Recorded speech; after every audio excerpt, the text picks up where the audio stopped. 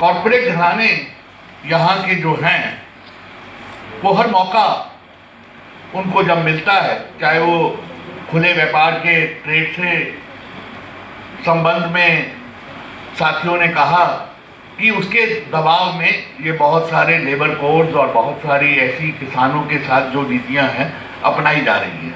बिल्कुल सही है, वो है, लेकिन वो एक रास्ता है जो अपनाया गया, वो कोई ये मोदी जी ने सिर्फ नहीं अपनाया। ये याद रखिए कि ये रास्ता हमने 1986 के बाद और 91 के बाद जो है स्थापित करने का सोचा था, जिसको लिबरलाइजेशन, प्राइवेटाइजेशन, ग्लोबलाइजेशन, वो भी एक एलपीजी तहत था। उस समय भी ये मानना था कि भाई ये देश जो टेक्नोलॉजी को विकसित करने की कोशिश कर रहा है ये व्यर्थ है। टेक्नोलॉजी तो बाहर से आयात की जा सकती है। मनमोहन सिंह जी का लेख था, मुझे याद है, जो उन्होंने प्लानिंग कमीशन की एक मैगजीन निकलती थी योजना के ऊपर, योजना ही नाम था शायद उसका, मेरा ख्याल है, अभी भी शायद होगी, उसका उनका लेख था। और उस लेख में उन्होंने कहा कि टेक्नोलॉजी तो इंपोर्ट की जा सकती है।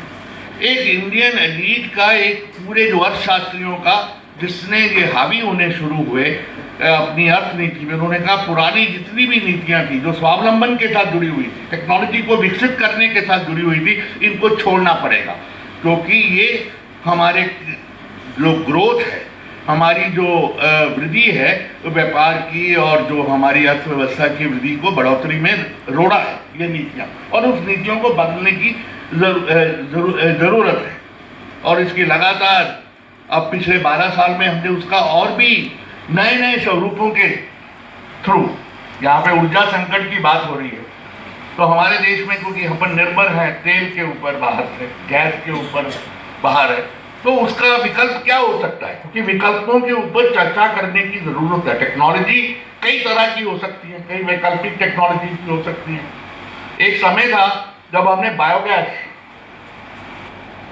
जो कि all India village industry association, Deendayal एक जो मॉडल हुआ करता था बायोगैस का, जो खादी विलेज इंडस्ट्री कमीशन, वो भी टेक्नोलॉजी थी। इसी तरह से जो कोयले को यदि गैसीफाई किया जाए तो उसमें प्रदूषण भी कम, और वो गैस जो है हमें अपना कोयला जो था, जो कि जिसमें बहुत सारी राख है, उसको भी अपन इस्तेमाल कर सकते हैं। हमने उसी कोयले को इस्तेमाल करना शुरू किया जब बिजली घर हमने बनाए।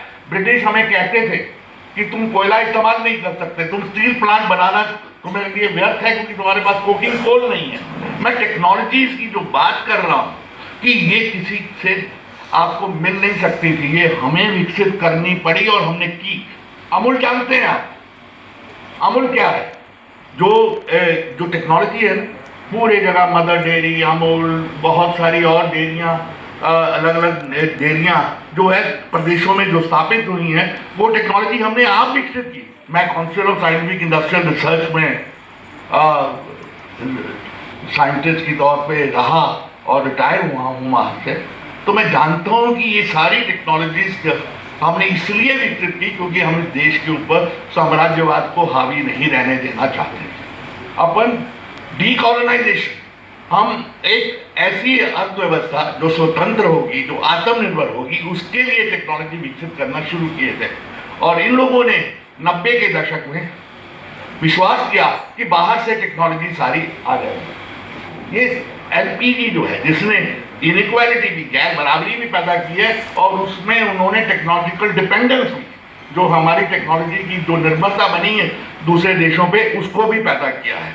इसको समझने गए कि दोनों ही बीमारियों का इलाज जो है वो यही है कि एलपीजी के रास्ते को छोड़ना।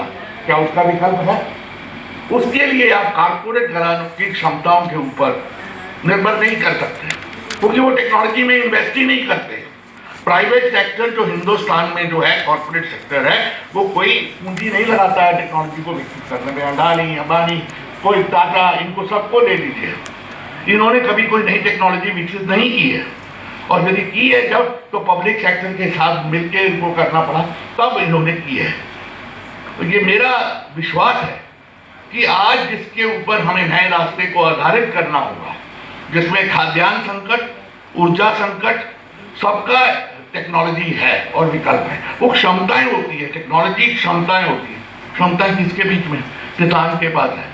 किसान कंपोस्ट नहीं पैदा कर सकता, क्या उर्वरक का हमारे पास कोई विकल्प नहीं है? क्या है?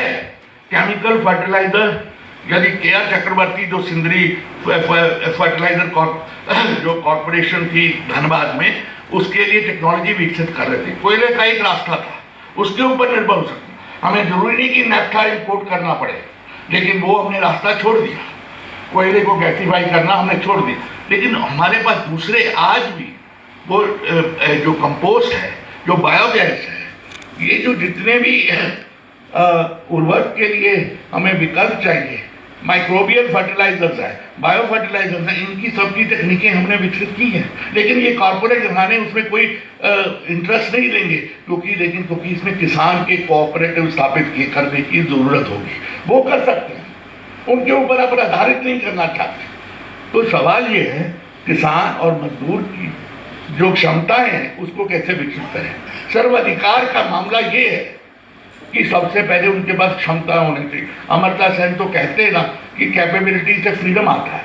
क्षमताएं होंगी जिसके ऊपर आधारित करेंगे तो आज़ादी होगी। आज़ादी किसके लिए? इस देश की आज़ादी यदि किसान को आप बांध देते हैं ऐसे रास्ते में जिससे वो गुलाम है अमेरिका का और या यूरोप का, और जिसको उसको बांधते हैं, तो तब आप जो है कोई रास्ता वैकल्पिक तैयार नहीं कर सकते।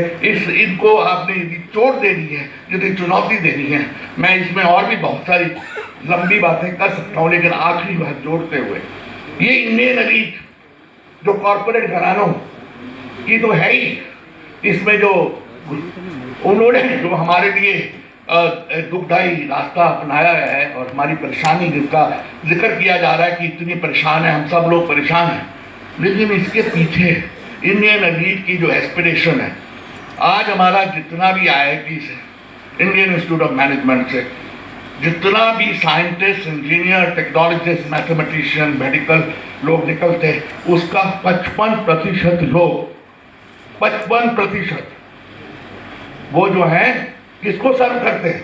बैंगलोर से बैठे, हैदराबाद में बैठे, गुड़गांव में बैठे, नोएडा में बैठे। जिस नोएडा में आज वर्कर लड़ रहा है, वहीं से वो अमेरिका को रात को काम करते हैं, क्योंकि उनके लिए दिन और हमारे लिए रात। उन्हीं कंपनियों के लिए जितना भी टैलेंट है, जिसको कहते हैं स्टेम टैलेंट अंग्रेज उनकी भाषा में, जो कंसेप्ट जो है, यदि उसका जो पूरा है कि 1 foot in India, other foot in air India या USA और सिलिकॉन वैली को पूरा सर्व करते हैं, और उसी के लिए ये एजुकेशन सिस्टम को आपको ट्रांसफॉर्म करना होगा।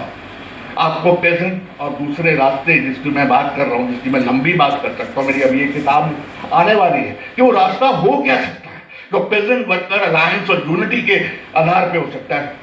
शेखर जी पीछे से मेरे को देख रहे हैं, मुझे डर लग रहा है कि मैं और कितनी व्याख्या दूँ। जो है, यदि रास्ता अपनाना है संकट से लड़ने का, जूझने का, तो मेरा ख्याल एक वर्कशॉप मोड में बैठना चाहिए। कन्वेंशन मोड में बातचीत नहीं हो पाती। माफ कीजिएगा, अखिलेश जी को मैं कहूँगा कि वर्कशॉप बनाइए ताकि रास्ते का निर्माण करें, और उसके लिए बहुत बहुत धन्यवाद। साथियों, आपके हम साथ हैं और हमेशा रहेंगे। जब भी आप चाहेंगे हाजिर हो जाएंगे। धन्यवाद। बहुत बहुत आभार।